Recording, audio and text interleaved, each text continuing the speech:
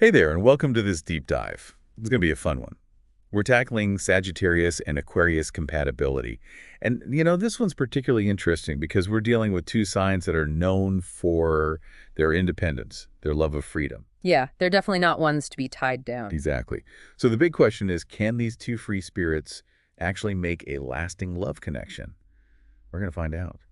We've gone ahead and dug through a ton of astrological insights and relationship analyses to uncover, the potential challenges, but also those hidden strengths. Because every pairing has them. For sure. And let me tell you, it's going to be an interesting ride. What I find really captivating about Sagittarius and Aquarius is they often find themselves kind of drawn to each other intellectually first. Like they can get lost in conversation for hours, just bouncing ideas off each other like nobody's business. Yeah, the source material actually uses the phrase infinite source of new topics to describe their communication style, which honestly sounds both exhilarating and exhausting at the same time. Like, I can just imagine those late-night debates fueled by nothing but curiosity and this shared desire to unravel, like, all the mysteries of the universe. And you hit the nail on the head. That's what they thrive on, that constant mental stimulation.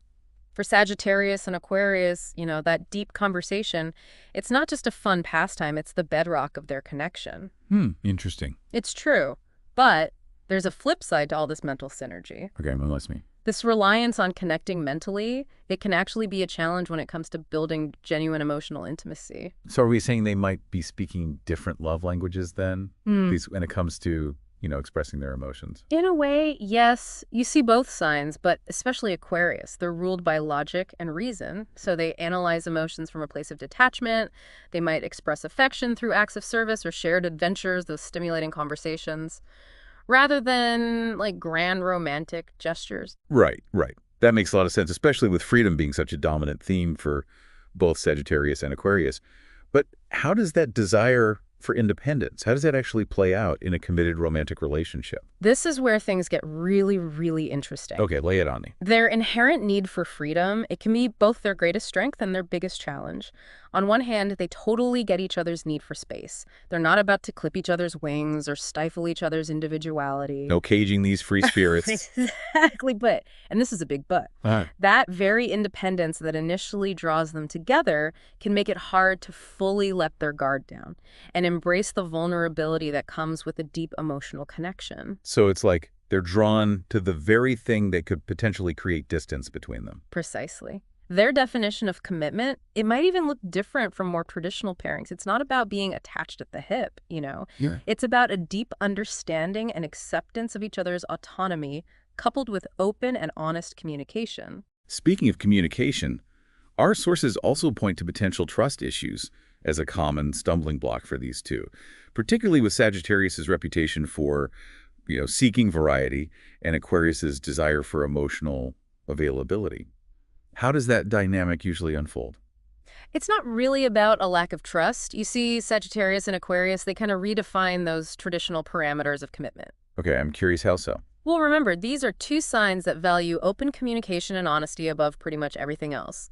They're not afraid to have those tough conversations about their needs and boundaries, even if it means challenging those societal norms. It's about establishing trust through understanding and transparency, rather than just adhering to those preconceived notions of, how relationships should be. You got it.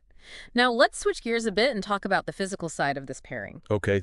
Our sources describe the sexual chemistry between Sagittarius and Aquarius as downright explosive. Oh, wow. Okay. But they also hint at potential challenges when it comes to actually cultivating long-term intimacy. Really? So why the initial spark, but the difficulty in maintaining it? It goes back to that mind-body connection, or in this case, the potential disconnect.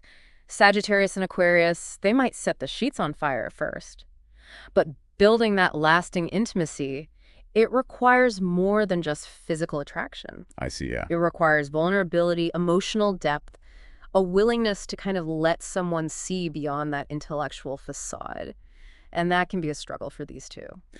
So they've got the mental connection down pat, but they need to put in some extra effort when it comes to emotional closeness. How do they even begin to bridge that gap? Is it even possible for two signs that prioritize logic and reason over emotions? It's definitely possible, but it takes conscious effort from both sides. They need to remember that expressing emotions isn't a weakness, it's actually a strength.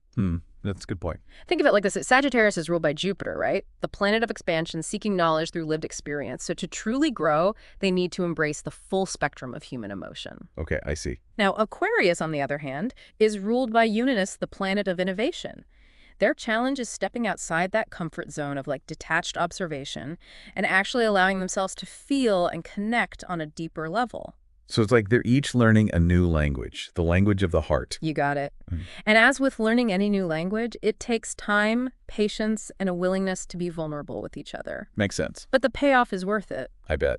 It sounds like for Sagittarius and Aquarius, that journey to emotional intimacy, it's going to be a gradual one, filled with its own unique set of adventures and discoveries. For sure. Now let's shift gears a bit again and talk about something that often trips up other pairings. Core values. Do Sagittarius and Aquarius at least see eye to eye on the bigger things in life? They absolutely do. In fact, their shared values are one of the strongest pillars of this pairing. Oh, wow. Okay. Interesting. Think about it. Both Sagittarius and Aquarius, they value open-mindedness, intellectual honesty, a positive outlook on life. And let's not forget a healthy dose of adventure. So even when those inevitable relationship bumps come along, they have that solid foundation of shared values to cushion the fall. Exactly. And speaking of adventure, let's not forget their mutual love of exploration and new experiences. Oh, right. We talked about that infinite source of new topics earlier, but it sounds like that extends beyond just conversations. Absolutely. These two are natural-born adventurers, always up for exploring the world, both literally and metaphorically. You know, they're that couple that's always jet-setting off to a new destination, trying exotic cuisines, engaging in thought-provoking debates about, like, the meaning of life while stargazing. It's like they have a built-in travel buddy and intellectual sparring partner all rolled into one. Exactly.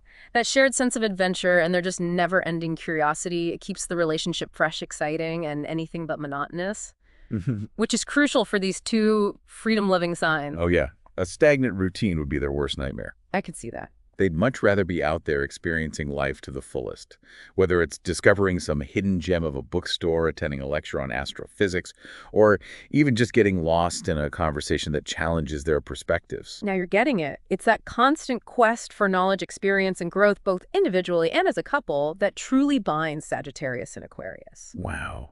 It really does sound like a fascinating dynamic. It is. But even with all this potential for excitement, intellectual stimulation, shared values, the big question remains, can they find a love that truly satisfies both their minds and their hearts? So can Sagittarius and Aquarius actually create a love that satisfies their endlessly curious minds and either sometimes hidden hearts? Or are they destined to be like a right minds, wrong time kind of situation? That is the million-dollar question. And honestly, there's no one-size-fits-all answer here. It all boils down to their own individual journeys of self-discovery. You know, their willingness to communicate openly and honestly and their commitment to meeting each other halfway. It's like that saying, relationships take work.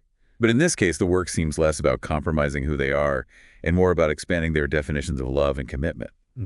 Like going beyond those conventional norms, wouldn't you say? Absolutely. It's about recognizing that emotional closeness doesn't have to mean sacrificing their independence. They can still be those free spirits together, exploring the world side by side, but also nurturing that deep and meaningful bond built on mutual respect, intellectual stimulation, and yeah, those shared adventures. So it's not about changing who they are at their core, but more about evolving together and embracing that unique dynamic they bring to the relationship. Exactly.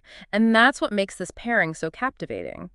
They have the potential to redefine what a fulfilling, thriving relationship really looks like, proving that you can have those intellectual fireworks, ANED, emotional depth, without sacrificing your individuality. It's about finding that balance, right? Exactly. Well, listeners, as we wrap up this deep dive into Sagittarius and Aquarius compatibility, we'll leave you with this thought-provoking question. Can embracing freedom and individuality actually lead to a deeper, more fulfilling connection? Or is a certain level of compromise always necessary, even in a relationship where both partners really value their independence above all else? Think about it. Maybe explore this question in your own relationships. We'll be back next time with another deep dive into the complexities of human connection. Until then, keep exploring, keep questioning, and keep those curious minds open.